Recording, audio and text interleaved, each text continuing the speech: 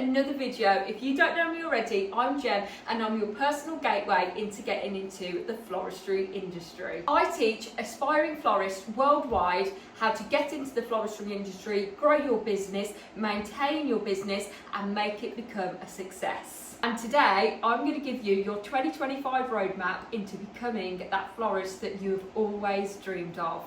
So maybe you've always dreamed about being a florist but have no idea how to actually get into the industry or where to start. I'm here to answer all those questions. Becoming a florist isn't actually as daunting as it may feel inside your head. You don't have to go full force into thinking, oh, I need the floristry business, I need to make it a success, I need to be able to pay the bills, but I've got a 9 to 5 and I feel really stable in that, but I'm not happy and I really want to go into floristry. Trust me, you are not the only person that thinks that. And it's just about having the confidence and taking that leap to find your inner happiness. It's all about those little baby steps and patience. Okay, so that is the magic word of today's video, is patience. You need to be patient. So there is a lot of things to learn in floristry and there's a lot of aspects. For example, weddings, funerals, everyday orders, corporate, event, and so on and so forth. There is so much that you can do,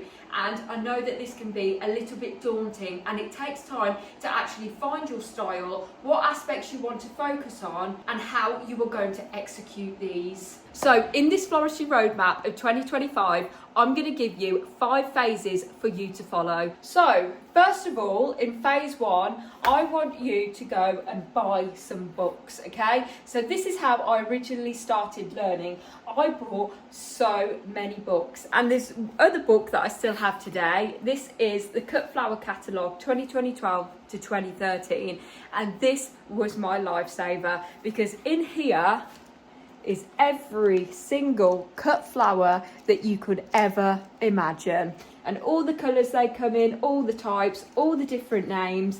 And I just used to recite this again and again and again because I am so crap with names, okay? If you call John, you're gonna get called Jeff. Like, I cannot remember names for the life of me, and it took ages for me to actually remember. Like, there's flowers like Anthurium, Agapanthus, Anigapanthus, and I was just like, wow, like that is so much to actually remember, and they all sound so similar. And then they have their English names, Dutch names, and then they have their common names as well. For example, a eustoma, some people call it a Lysianthus, and then the common name for it is Lizzie. So there's like 3 different names for like every single flower. So it was really, really confusing. So how I learnt it was just sort of the easiest name that I could learn. So I always used to call a eustoma a Lizzie. I always call it eustoma now. I don't know why, but it was always a Lizzie because it was so helpful for me to remember. I was just like, yes, that's a Lizzie. Don't have to think of anything else. So just don't think that you need to know all the Latin names, all the English. As long as you know one of the names, then it's absolutely fine. And this is one of the fundamentals of becoming a floristry, because you need to know the names of them. You need to know what seasons they are, especially if you are doing wedding floristry. For example, if somebody comes for a consultation with you and they say, oh, can I have peonies in my bouquet in December, and you don't know, then that doesn't look very professional. So you really, really need to get grounding within floristry names and flower names as soon as possible. So this is phase 1.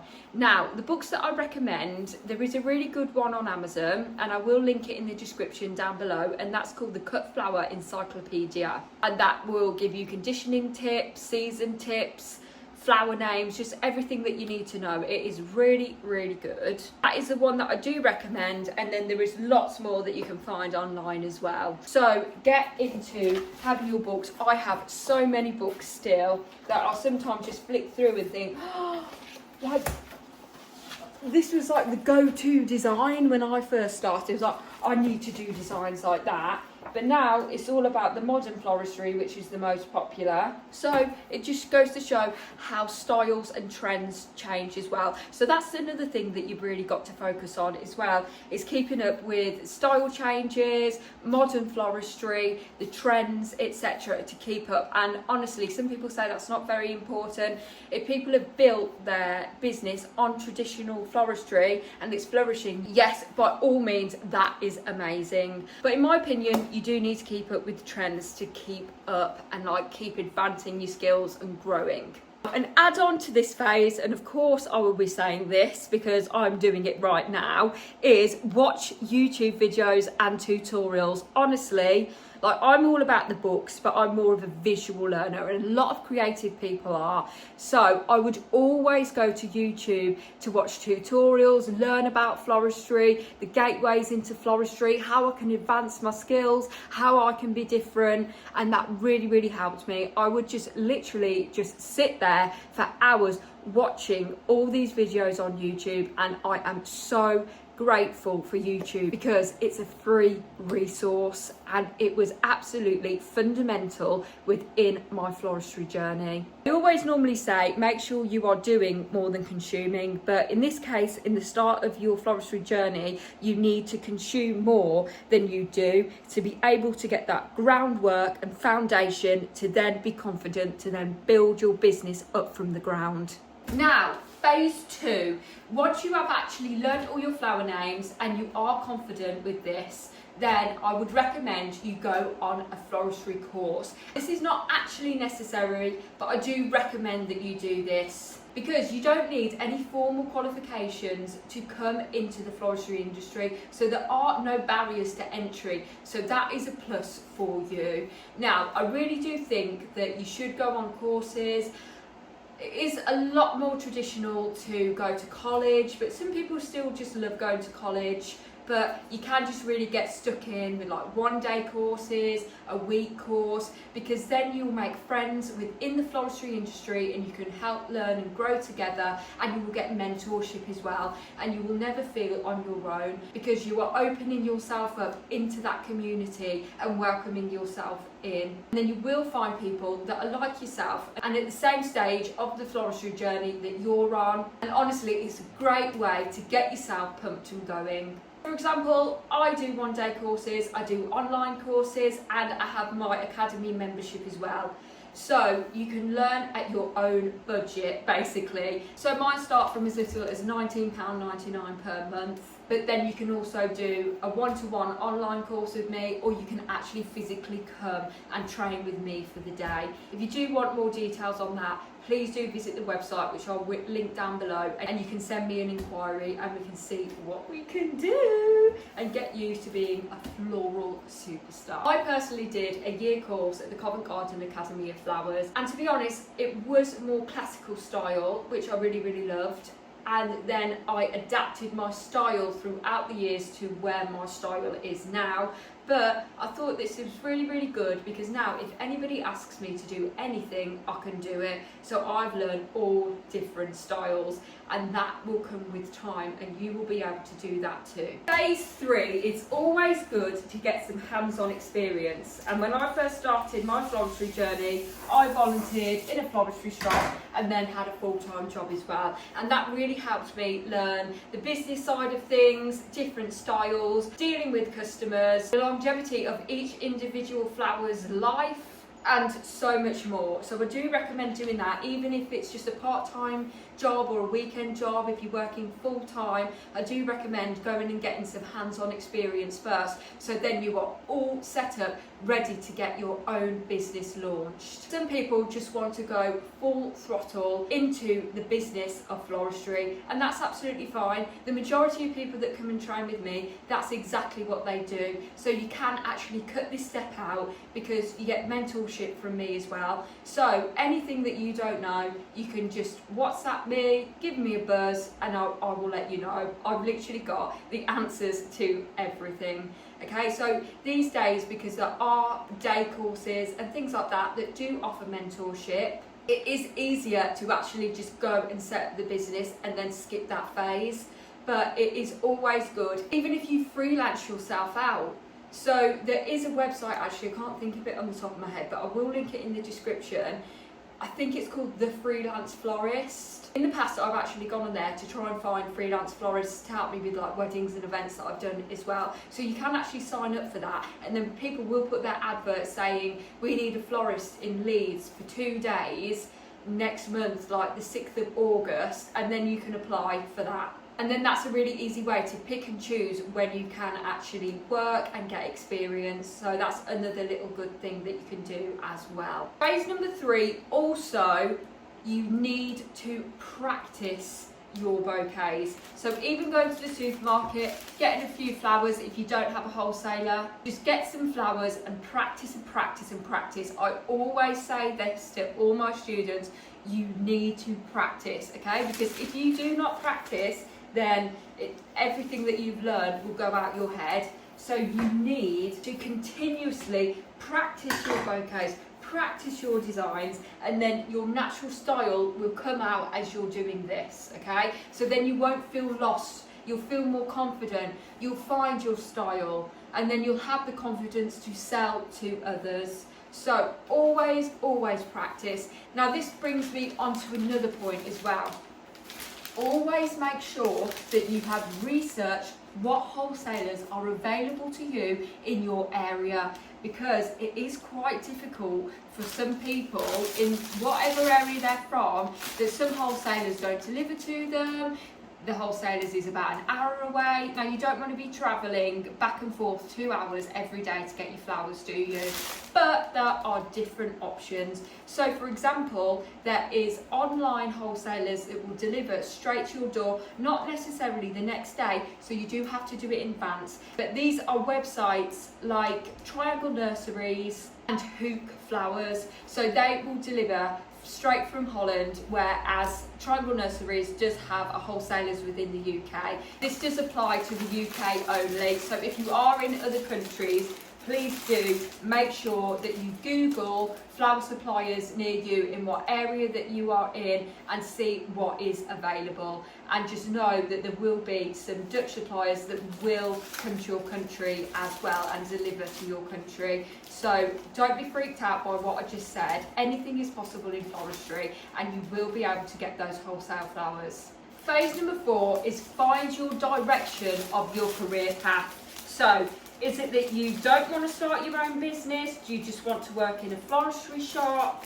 Do you just want to do weddings, events, funerals, everyday orders, and so on and so forth? So you need to decide the direction that you're going in, and with this you have to decide your style. So we need to stand out with our style. So everything that we make and do needs to be different from anything else we have seen, because we really need to stand out from the crowd. So even putting bespoke touches on our bouquets and arrangements, like little things like iridescent roses, a Polaroid picture, butterflies, like names, or anything like that. Anything that you can possibly think of to make it bespoke and stand out and make it different, then do it. I'm personally coming up with new cool things to make me stand out all the time, okay? So what I do is never exactly the same. It's always doing different things and thinking outside the box, using my creative brain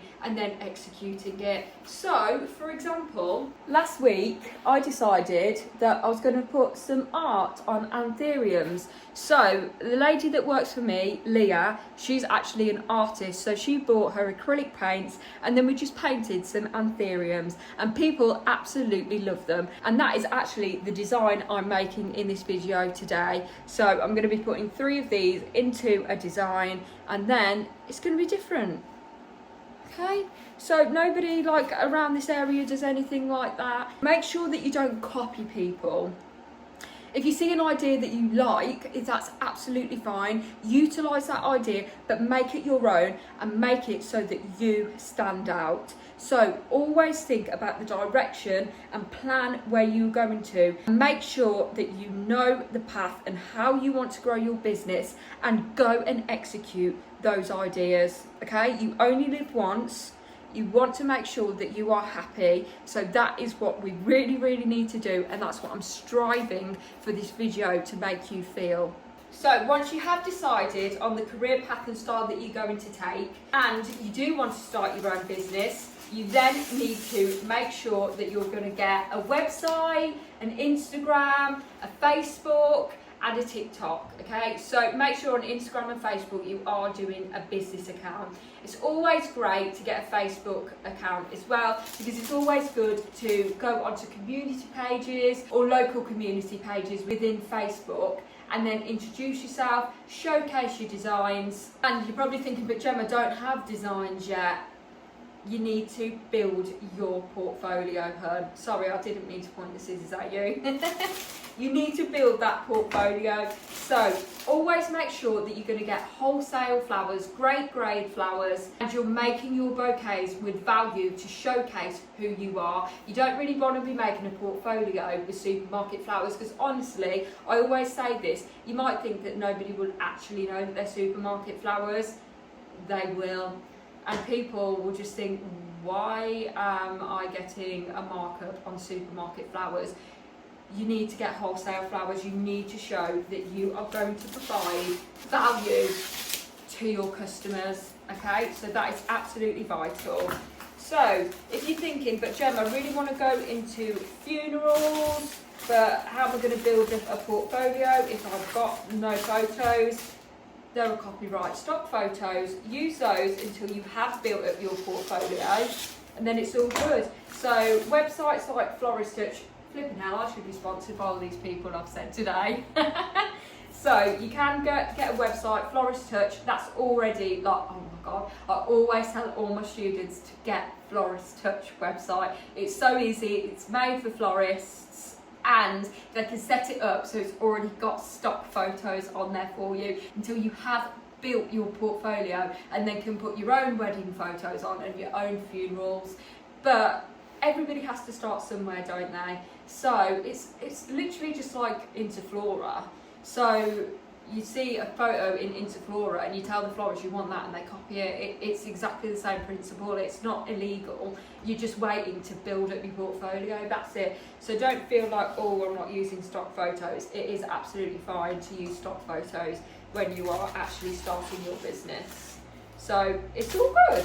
So I hope we are on track with phase number 4 at the moment, and now we're going to go on to phase number 5. As I said in the beginning of this video, that the main word today is going to be patience. So phase number 5 is patience. So within a year of following all the other phases that I have told you, you should be confident enough in your skills, in your style, to actually build and grow and maintain your successful floristry business. Okay, so I know that it's a bit like, oh, I really like this, but I'm not making enough money. I really want to leave my 9 till 5, but I'm really struggling, like I can't do this, and then all those doubts. You just need to be patient and believe in yourself. It is not going to happen overnight. Okay, you do have to put these phases and strategies in place to make sure that you are going to build that dream career that you have always wanted. And then you will have the confidence, if you haven't already, to launch that business that you have so longed for. So with all these phases that I've spoken about, these are all the phases that I took in my floristry career, and now I've been doing it for 10 years and I will never ever look back.